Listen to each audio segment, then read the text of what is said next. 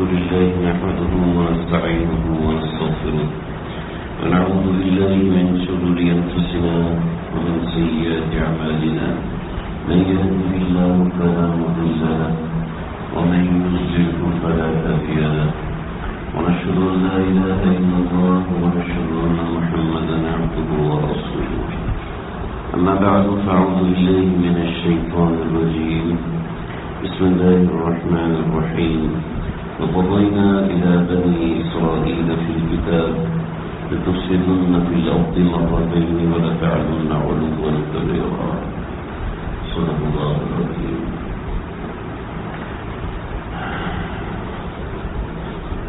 اس وقت امت مسلمہ جس درد سے جس غم سے گزر رہی ہے وہ درد اور وہ غم ناقابل بیان ہے.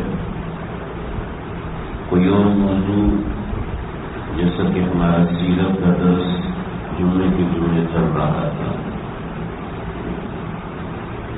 کوئی اور موضوع اس موقع پہ نہ سمجھ میں آتا ہے اور نہ کہا جا سکتا ہے.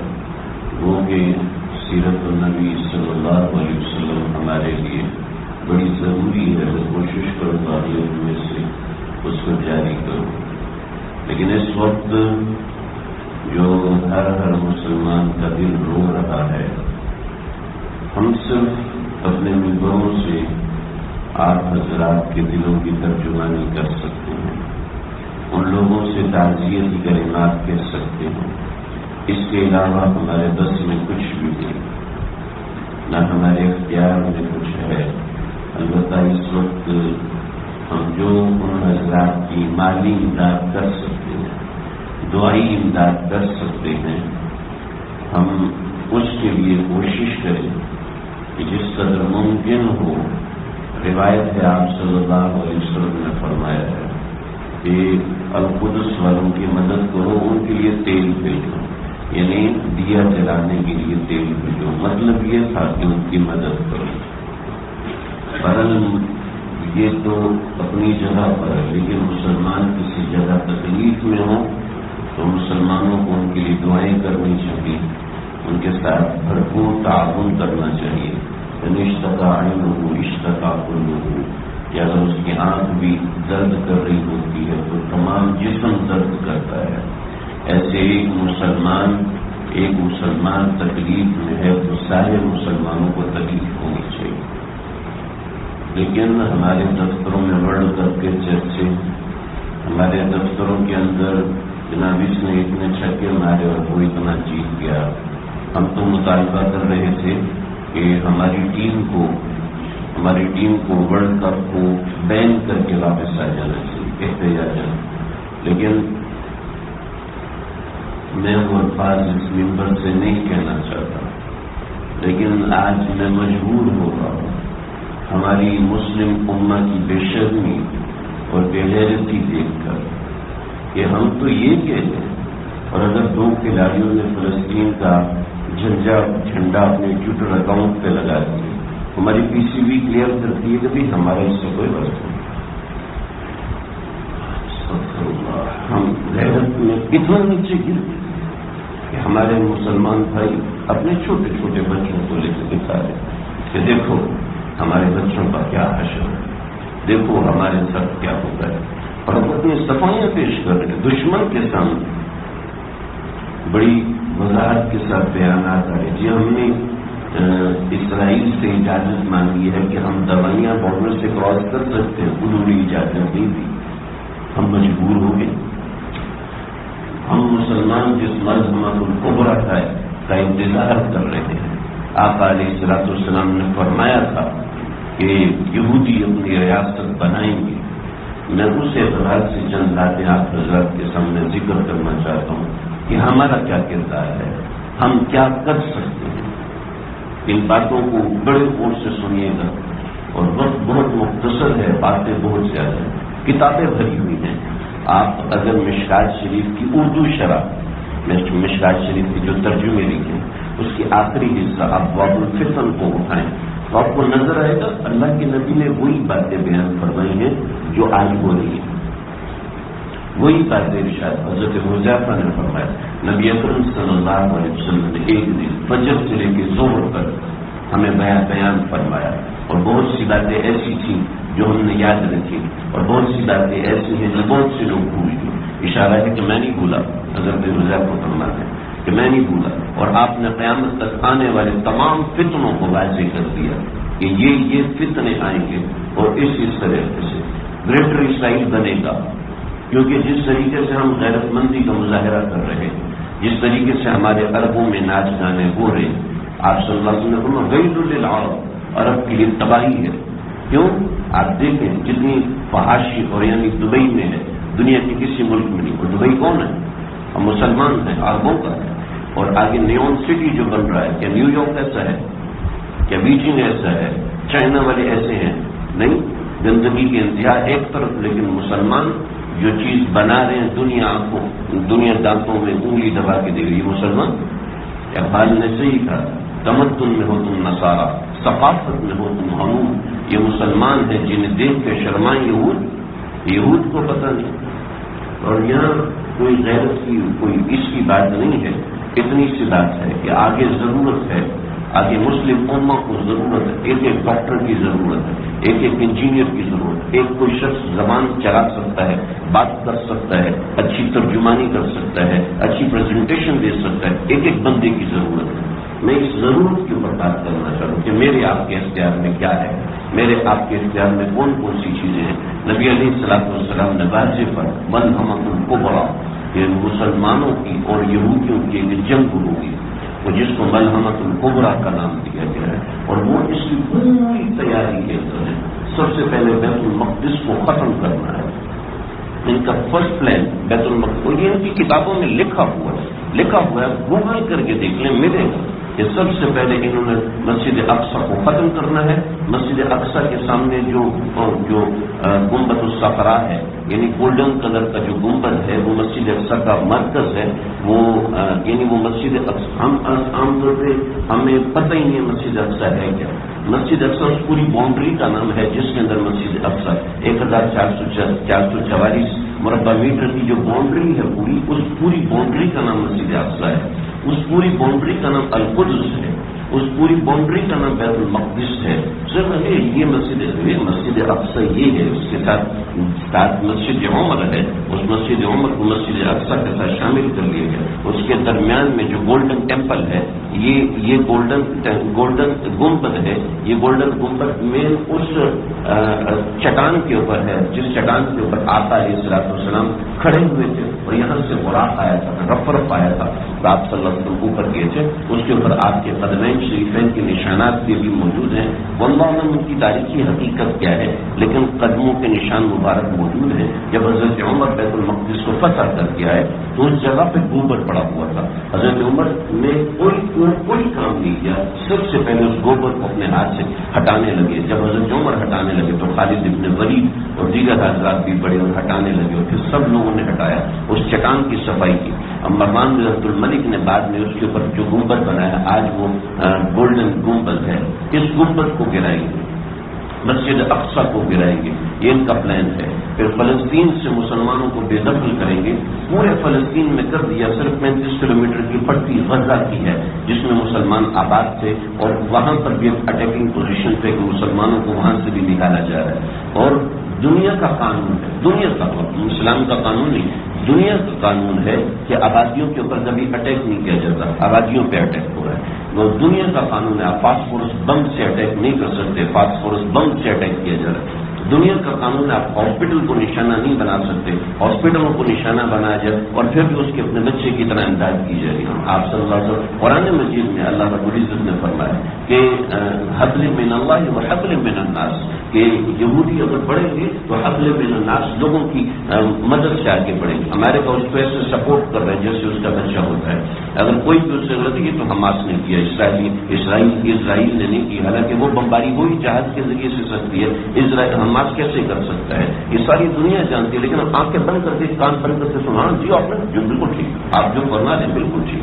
کیوں جی؟ ہماری معیشت ہی آپ چلاتے ہیں، ہمیں کھانا ہی آپ کھلاتے ہیں، اور کیوں؟ جب ہمارے اندر شرم ہی ختم ہوگی، ہم آنکھوں میں آنکھیں ڈالنا ہی چھوڑ چکے ہیں، ہم ان کی پروڈکٹس کو ایسے استعمال کرتے جیسے ہمارے اپنے ملک کے. وہ کہتے ہیں جی کیا کریں, ہمارے پاس تو اتنی اچھی چیز ہو ہی نہیں سکتی ہے. یعنی کہ نو, ہمارا اپنا مزاج ہے کہ ہم نے ان کو شے دی ہوئی ہے, وہ شے لے کے چل رہے ہیں کہ انہوں نے مسجد اقصی کو ختم کرنا ہے, اور اس کے لیے اس کے بعد فلسطین سے مسلمانوں کو ختم کریں گے. پھر ترکی کا مغربی علاقہ, مصر کا صحرائے سینا, اور اسی طریقے سے لبنان کا پورا ایک علاقہ یہ اسرائیل کے قبضے میں آئے گا, اور اس کو گریٹر اسرائیل بنائیں گے, اور یہ اس سے آگے پیش قدمی کرنے کی کوشش کریں گے. وہ گریٹر اسرائیل کے اندر یہ مسجد اقصی کو منہدم کریں گے.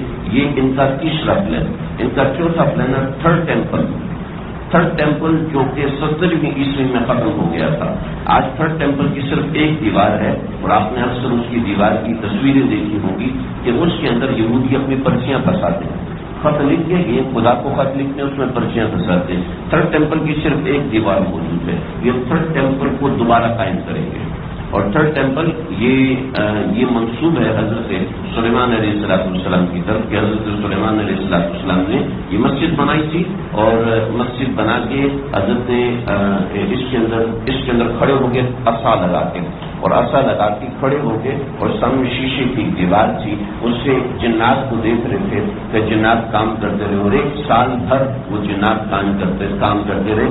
پھر سال کے بعد دیمک نے اس عصا کو کھایا, اور جب وہ عصا گرا تو حضرت سلیمان علیہ السلام نیچے گرے, تو جنات کو سمجھ گئے تو سال ہو گیا ان کے انتقال کو, ہم ان کے ڈر سے کام کرتے جا رہے تھے. تو یہ تھرڈ ٹیمپل وہ جگہ ہے, یہودی اس کو دوبارہ بنائیں گے, اور اس کے اندر وہ پتھر تخت سلیمانی لے کر آئیں گے. تخت سلیمانی کیا ہے؟ تخت سلیمانی یہ ہے کہ آج لندن کے پارلیمنٹ کا جو گرجا گھر ہے, اس گرجا گھر کے اندر ایک پتھر رکھا ہوا ہے. یہ حضرت سلیمان علیہ السلام کا وہ پتھر ہے جس کے اوپر حضرت داؤد علیہ السلام کی تاج پوشی ہوئی تھی, اور جس کے اوپر حضرت سلیمان علیہ السلام کی تاج پوشی ہوئی تھی, اور اس کے بعد جتنے بھی بادشاہ تھے ان سب کی تاج پوشی اس پتھر پہ ہوئی تھی. پھر یہ پتھر وہاں سے چوری ہوا, اور نکلتے یہ لندن کے ٹیمپل میں آیا, اور پھر اس پہ کرسی کی شیپ دے دی گئی. آج وہ تھرڈ ٹیمپل وہ پتھر اٹھایا جائے گا, اور اس تھرڈ ٹیمپل کے اندر لا کے رکھا جائے گا, اور تھرڈ ٹیمپل پہ لا کے رکھنے میں ان کی یہ امید ہوگی کہ ہمارا جو مسیحا ہے دجال وہ آئے گا, اور وہ اس پتھر کے اوپر بیٹھے گا. یہ یہودیوں کا نظریہ ہے ابتدا سے لے کے آج تک. لیکن اس سارے تناظر کے ساتھ جب مسلمانوں کے اوپر کچھ روایات کا خلاصہ میں ذکر کر رہا ہوں کہ یہودیوں کی ایک ریاست کا وجود ہوگا, اس کے 50 برس کے بعد یہودیوں کی ریاست کا وجود یعنی اسرائیل کا وجود آیا تھا 46 یا 47 کے اندر, اور پھر 73 کے اندر اس کو برطانیہ نے قبول کیا, UN نے اس کو قبول کیا, اور اس کے جھنڈے کو بھی تسلیم کیا. UN نے اس کے جھنڈے کو بھی تسلیم کیا, اس کے نام کو بھی تسلیم کیا, اس کے وجود کو بھی تسلیم کیا. سن 2023 کے اندر اس کو 50 برس پورے ہو جائیں گے. روایت میں آتا ہے کہ اس اسرائیلی ریاست کے ختم ہونے کے بعد امام مہدی کا ظہور ہوگا. عربوں کا بڑا بادشاہ انتقال کرے گا, اس کے انتقال کے بعد امام مہدی کا ظہور ہوگا. یہ مختلف روایات کا خلاصہ میں بتا رہا ہوں. آپ دیکھیں شاہ سلیمان کی ایک عمر 86 برس ہو چکی ہے, اور کئی مرتبہ ایسا ہے کہ وہ ڈیتھ کے قریب ہوئے. ڈیفینیٹلی 6 مہینہ, 1 سال, 2 سال, 3 سال, زیادہ سے زیادہ 4 سال, ان کا کوئی بادشاہ 90 سال سے اوپر نہیں گزرا. تو اس حساب سے سمجھ میں آیا, اس حساب سے یہ بات واضح ہو رہی ہے کہ سن 2023 اور 2024 یہ امام مہدی علیہ السلام کی آمد کا ایک ذریعہ بنے. مینا میں کچھ مسائل ہوں گے, کچھ جھگڑے ہوں گے, وہاں پر اس زمانے کے اندر اس نوعیت کی چیزیں ہوں گی کہ امام مہدی علیہ السلام رمضان کے مہینے میں یا ذی الحج کے مہینے میں, مختلف روایات ہیں. آپ علیہ السلام نے فرمایا حسن, میرا بیٹا حسن ہے, حسن ابن علی, فرمایا کہ اس کے ظلم سے ایک بچہ پیدا ہوگا جو اس امت کو سہارا دے گا. روایت کا خلاصہ بتاؤ, جو اس امت کو سہارا دے گا اور اس امت کی مدد اور خدمت کرے گا. چنانچہ فقہا نے لکھا ہے کہ امام مہدی حسنی ہوں گے, اور ان کی والدہ حسینی خاندان سے ہوگی.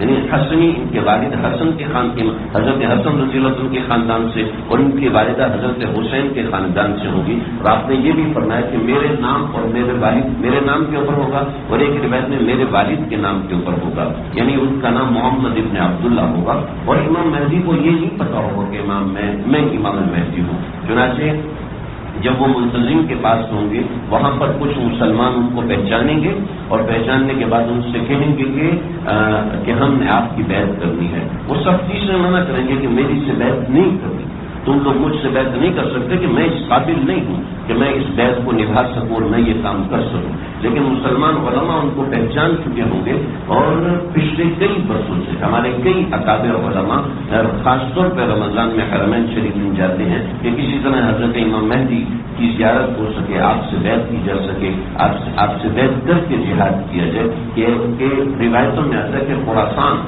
کے قریب سے ایک لشکر نکلے گا. خراسان کے قریب کا مطلب یہ ہے کہ اصفہان کا علاقہ جو کہ ایران میں ہے, خراسان کا علاقہ جو کہ افغانستان میں ہے, اور پاکستان کے مغربی علاقے جو پاکستان کی مغربی پٹی ہے جس سے پشین ہے, کوئٹہ ہے اور اس طرف کے علاقے ہیں, یہاں سے ایک لشکر نکلے گا جو امام مہدی کی ابتدا کرے گا. تو اس سے صاف سمجھ میں آتا ہے کہ پچھلے سالوں میں طالبان کی حکومت مستحکم ہو چکی ہے اور ان کے پاس جو لشکر ہوگا وہ سیاہ رنگ کا لشکر کا جھنڈا ہوگا, وہ سیاہ رنگ کا جھنڈا ہوگا.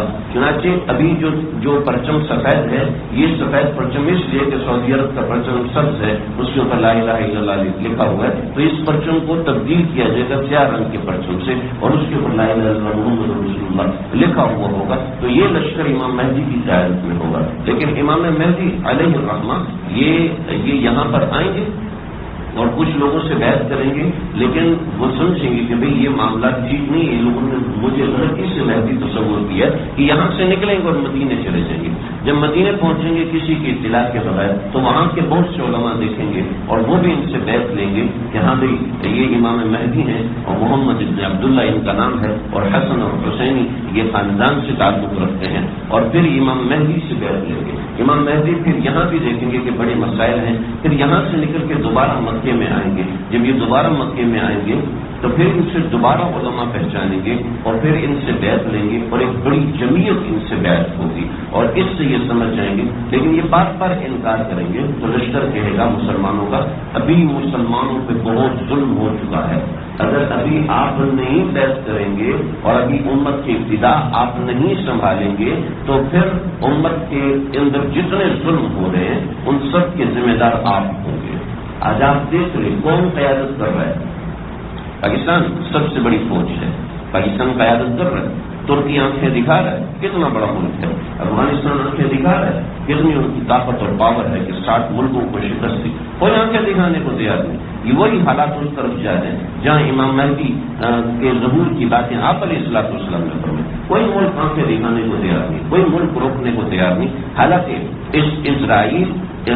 اسرائیل کے تینوں طرف اسلامی ممالک مراکش سے لے کے پاکستان پوری پٹی ہے, پورے عرب ممالک ہیں, لیکن وہ جس طرح کے ساتھ جڑا ان کے اوپر ظلم پہ ظلم کیے جا رہے ہیں. لیکن یہاں مسلمان آپ لبنان کہہ رہے کہ آپ اجازت دے تو ہم کچھ, مصر کہہ رہے آپ اجازت دے تو ہم کچھ کریں, اور پاکستان تو زبان کھولنے کو تیار نہیں, ترکیہ زبان کھولنے کو تیار نہیں. کوئی چھوٹا سا میرے ٹویٹر پہ ڈال دیں گے تو یہ سمجھے کہ ہماری ذمہ داری پوری ہوگی. کوئی آنکھیں دکھانے کو تیار نہیں, کوئی مقابلے پہ آنے کو تیار. ہمارے پاس اتنی فوج ہے, ہمارے پاس اتنی تیارے ہیں, ہمارے پاس اتنے ٹینک ہیں اور ہمارے پاس یہ ہم اٹامک پاور ہیں اور کچھ بھی کرنے کو تیار. یہ ساری وہ چیزیں اس بات کی طرف لے کے جا رہی کہ گریٹر اسرائیل کا وجود آئے گا اور تھرڈ ٹیمپل ان کا قائم ہوگا. یہ مسلمانوں پہ ظلم کریں گے اور مسلمان اپنی غیرت کو ایسے سلا دیں گے. کوئی بات نہیں ہوتا رہتا ہے, ان کا ملک ہے. اور اس طریقے سے لیکن مسلمانوں کے طبقات میں جو تکلیف آپ محسوس کر رہے ہیں, جو غیرت مند مسلمان تکلیف محسوس کر رہے ہیں, یہ کبھی ختم نہیں ہو سکتی, یہ ختم ہو نہیں سکتی.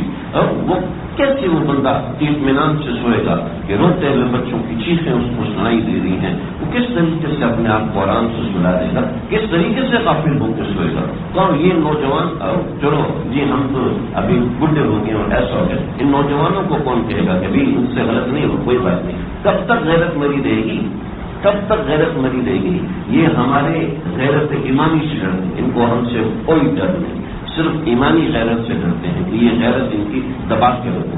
جب امام مہدی کا ظہور ہوگا تو آج یہ جتنے بھی مسلمانوں کو کیپچر کرنے کی چیزیں بنائی گئی ہیں، یہ تمہارے رات پہنچیں گے، تمہاری ہسٹری کور کی جا رہی ہے، تمہارے ساتھ یہ کیا جا رہا ہے، وہ کیا جا رہا ہے، ان سب نے یہ سب کیا ہوا ہے اور ہم اس کے نرغے میں ہیں. ہم اس نرغے میں اپنے آپ کو محسوس کرتے ہیں کیونکہ ہمارے انجینئرز بھی ان کے محتاج، ہمارے ڈاکٹرز بھی ان کے محتاج، ہمارا پڑھا لکھا طبقہ بھی ان کا محتاج، ہم ڈگریز میں بھی ان کے محتاج، ہم پڑھائی میں بھی ان کے محتاج، ہم انوینشنز میں بھی ان کے محتاج، ہم جہاز بنانے میں ان کے محتاج، ہم سفر کرنے میں ان کے محتاج، ہم گاڑیاں بنانے میں ان کے محتاج، ہم ہر لحاظ سے تو ان کے محتاج ہیں اور اپنے آپ کو بنایا ہوا ہے ان کا محتاج. کیوں ہمارے نوجوان یہ سب کر نہیں سکتے؟ بالکل کر سکتے ہیں، ان کو کوئی سکھانے والا ہو، ان کو کوئی سمجھانے والا ہو. لیکن مسئلہ یہ ہے کہ ہمارے یہاں صرف جو چھکا لگائے گا وہ ہیرو ہے اور جو اس ملک کے لیے ایٹم بم بنائے گا وہ غدار ہے. اس سے اس ملک کو خطرہ ہے، اس سے اس ملک کو بڑی پریشانی. لہٰذا اس کے اوپر اسکینڈلز بناؤ، اس کے اوپر الزام لگاؤ کہ اس کے اتنے ہوٹل ہیں، اس کے اتنے یہ، اس کے اتنے ولاس ہیں، یہ کرپٹ آدمی ہے، اس کے جس نے اس ملک کی خدمت کی ہے، جو اس ملک کے عوام کو لے کے چلے گا وہ تو ہے غدار. اور جو جتنا عیاش ہے، بدماش ہے اور طاقتور ہے وہ بڑا عزت مند، بڑا عزت دار ہے. تو یہ چیز جو جا رہی ہے وہ سب اس راستے پہ جا رہی ہے، وہ ساری اس راستے پہ جا رہی ہے جس کی نبی علیہ الصلوۃ والسلام نے بات ارشاد فرمائی. تو یہ میں عرض کروں کہ یہ ایک اندازہ ہے، اسٹیمیشن ہے جو علماء کرام نے کتابیں لکھی ہیں کہ 23 اور 24 کا سال ظہور مہدی کے حوالے سے بڑا اہم ہے. اور ایک اور روایت ہے، اگرچہ کمزور روایت ہے لیکن بہرحال فقہاء نے اس روایت کو ذکر کیا ہے. امام مہدی کے ظہور سے پہلے جو رمضان ہوگا، امام مہدی کے ظہور سے پہلے جو رمضان مبارک ہوگا، اس کے نصف رمضان کی جو رات ہوگی، اس نصف رمضان کی رات میں ایک روایت میں ایک دفعہ یہ واقعہ پیش آئے گا اور ایک دفعہ یہ واقعہ پیش آئے گا.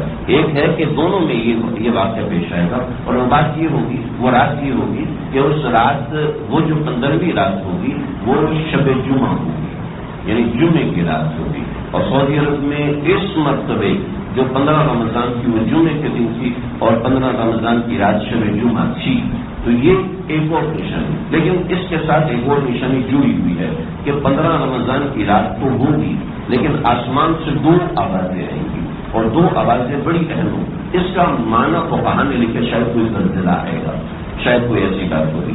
لیکن بعض حضرات نے زلزلے کو کسی اور چیز سے تعبیر کی ہے کہ زلزلہ کسی اور ملک میں آئے گا، قسطنطنیہ دنیا میں یا ترکیہ میں، یعنی قسطنطنیہ آج کا استنبول ہے. زلزلہ آئے گا، آپ کو علم ہوگا کچھ عرصہ پہلے ترکیہ کے اندر ایسا خطرناک زلزلہ ہے جیسا آج تک کبھی آیا نہیں ہے. یہ ساری ملحمۃ الکبریٰ کے قریب جانے کی علامات ہیں. میں آپ حضرات سے اس موقع پہ یہ عرض کرنا چاہتا ہوں، اپنے آپ کو تیار کریں، اپنے بچوں کو تیار کریں. آپ کے پاس جو اسکلز ہیں، آپ کے پاس جو مہارتیں ہیں ان کو استعمال کریں اور اپنے آپ کو اس وقت کے لیے تیار کریں. اپنے آپ کو اس وقت کے لیے تیار کرنے کا مطلب ہے کہ اپنا تعلق مصلی سے مضبوط بنائیں، اپنا کچھ وقت میڈیٹیشن یعنی مراقبے میں گزاریں. کچھ وقت مراقبے کہ میرے اندر کی ایمانی طاقت کتنی میرے اندر موجود ہے. اگر اندر کی ایمانی طاقت کمزور ہے تو یقین یہ یاد رکھیے گا کہ ہم بڑے نقصان کے اندر جائیں.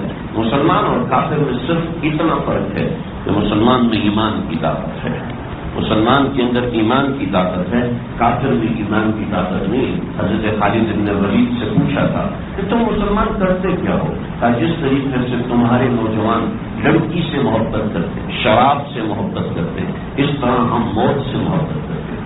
رشیا کی جب وار ہوئی تھی تو میرے کچھ ساتھی انہوں نے بتایا کہ آپ کو کیا بتائیں، جب ہمارے کچھ ساتھی شہید ہوتے تھے تو ہم روتے تھے. ظاہر بات ہے دکھ ہوگا، یعنی کہ دکھ سے نہیں روتے تھے، ہم اس بات پہ روتے تھے یہ شہید ہوا، میں کیوں شہید ہوا، گولیاں کس کو لگی، مجھے کیوں نہیں لگی. اور روزانہ فجر میں جب مولوی صاحب ہمارے سپاہی سالار نماز پڑھاتے تھے تو آوازیں کرتے تھے میرے لیے عدنان کے لیے دعا کریں، انس کے لیے دعا کریں، مجھ کو شہادت ملتے. یہ دعا نہیں کرتے تھے گھر واپس جو اپنے ماں باپ کو دیکھوں، بیوی بچوں کو دیکھیں مجھے شہادت ملے. آج ایسی گولیاں مجھے لگیں کہ میرا جسم چھلنی ہو جائے، بچنے کی امید نہ لگے. یہ تو ہے مسلمانوں کا جذبہ ایمانی ایسا ہے جب دشمن کی آنکھوں سے آنکھیں ملتی ہیں تو اندر کا ایمان دشمن کو جلا کے رکھ دیتا ہے. وہ ہمارے اس ایمان سے ڈرتے ہیں تو یہ ایمان جگانا ہے وہ مسلموں پہ جاگے گا، وہ مسلموں پہ جاگے گا جب دشمن کا سامنا ہوگا تو وہ ہمیں جھیل نہیں سکے. یہ ایمان ایسا ہے نبی اکرم صلی اللہ علیہ وسلم نے فرمایا. بس آخری بات کرتا ہوں. آپ علیہ السلام نے فرمایا مومن کا ایمان ایسا ہے کہ جب یہ جہنم کے اوپر سے گزرے گا تو جہنم چیخ مارے گی کہ اے اللہ اس مسلمان کو جلدی گزاریے، اس کے ایمان کی ٹھنڈک سے میری آنکھ ٹھنڈی نہ پڑ جائے. یہ دشمن کیا ہے ہمارے سامنے؟ وہ ہمارے اسی چیز سے ڈرتے ہیں، اس کو دبانے کی کوشش کرتے ہیں. یہ ٹک ٹاک میں لگا رہے، یہ یوٹیوب میں لگا رہے، یہ فلموں میں لگا رہے، یہ نمازیں نہ پڑھے، یہ مسجد میں نہ آئے. تو وہی اپنے مسلمانوں کو آغاز کیجیے اور پھر دیکھیے کہ آپ کا ایمان اندر سے کتنا مضبوط ہے. آگے جو واقعات ہونے ہیں وہ تو ہو کے رہتے ہیں، کیونکہ ہماری قیادت ایسی نہیں ہے جو کہ اس کے اوپر کچھ قرض کر رہی ہو یا ہمیں کچھ آثار نظر آ رہے ہو. اور کیا حقیقت کیا ہے وہ تو اللہ بہتر جانتے ہیں. تو بس ہم نے اپنے آپ کو اس لحاظ سے تیار کرنا، اپنی اولاد کو اس لحاظ سے تیار کرنا. اللہ مجھے آپ کو سب کو سمجھنے کی عمل کرنے کی توفیق عطا